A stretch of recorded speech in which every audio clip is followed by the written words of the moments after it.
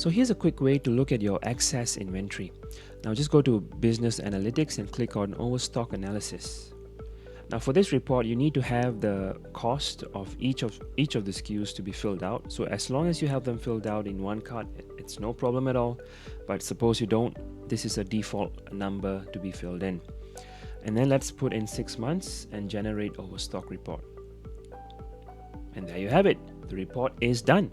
Now this is a demo account, so the numbers you see here are not real, but this is just for demonstration purposes. So for example, you can see item with no sales for the past 30 days. You can see the amount of stock you have, retail price, cost price, and the overstock value, the value that you have in your inventory. Or you can also see your overstocked items exceeding 6 months of stock.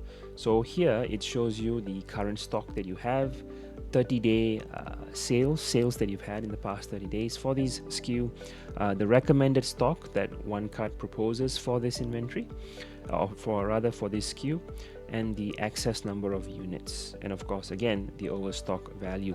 So this is a quick way for you to look at SKUs that you do have in excess in your inventory and plan accordingly to perhaps put them in a bundle or put in or create a new promotion for these items.